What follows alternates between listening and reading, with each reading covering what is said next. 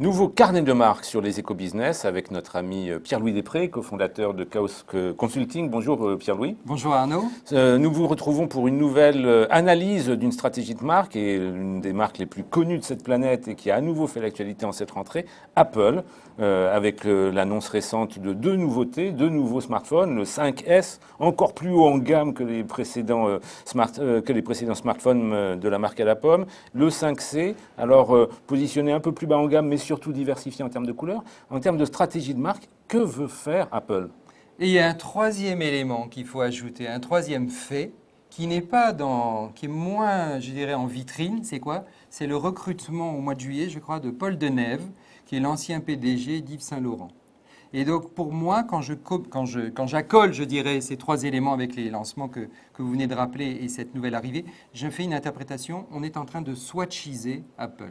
Apple va sur la marque mode. C'est une marque qui est en train de devenir mass market beaucoup plus qu'elle ne l'était. C'est-à-dire qu'elle évolue. Il y a 3 temps en général dans l'histoire des marques. C'est la période héroïque où on part à la conquête, puis la période un peu de sagesse où il faut arriver à servir beaucoup plus largement le monde. Et enfin, on devient une légende, une icône. Donc Apple est allé très très vite dans ces 3 phases et c'est déjà une icône. Mais maintenant, le mass market est extrêmement large, le market pour et ils sont concurrencés évidemment par Samsung. Donc par exemple, il y a tout un combat sur la future montre, la montre connectée, iWatch, qu'on attend entre Apple et Samsung. Au passage, regardons que Sony l'a sortie depuis 1 an.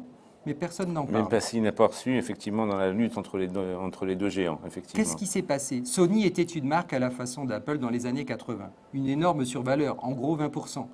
La survaleur d'Apple, à un moment donné, sur un produit comparable, un iPhone et un Galaxy, c'était à peu près 20-25%. Même chose. Sony est rentré dans le mass market. Mais ça ne veut pas dire que l'entreprise Sony va mal. Donc la marque va muter. C'est un mouvement presque darwinien. Elle mute vers une nouvelle façon de s'exprimer parce que conserver son origine, son côté effractif est très difficile. Pourquoi? Parce qu'il y a une concurrence effrénée. Les ruptures technologiques, une fois qu'on a imaginé et inventé le smartphone, c'est là, c'est déjà en place.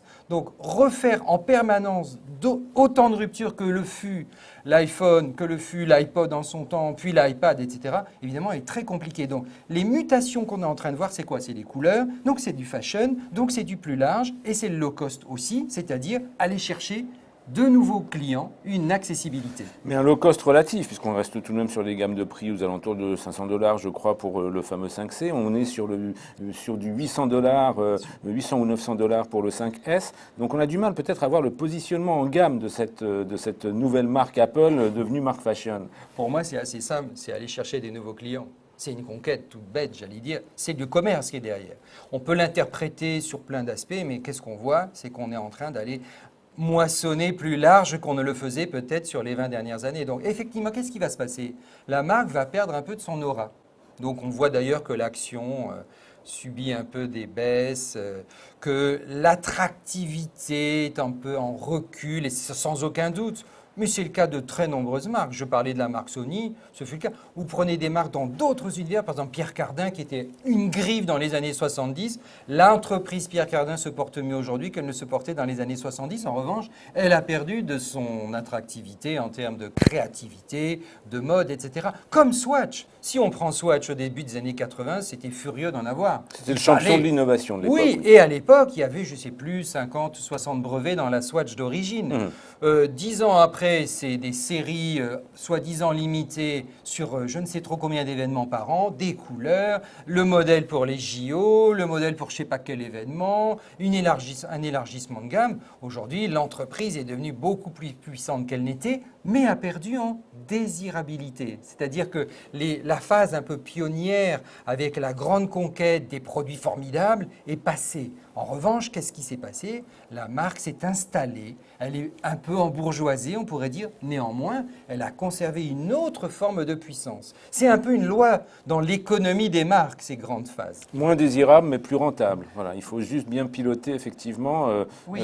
ce changement de cap. C'est tout le défi pour le management d'Apple aujourd'hui. Plus de volume avec de la rentabilité, je dirais. Plus rentable peut-être pas si on fait à périmètre égal La marque le fut extrêmement sous Steve Jobs. Elle est peut-être un peu moins par endroit, par moment, quand on regarde effectivement les différentes catégories produits. Mais plus de volume. Donc quand vous faites la comparaison, vous êtes plus installé dans le paysage. On a beaucoup d'exemples de marques qui ont suivi ce chemin.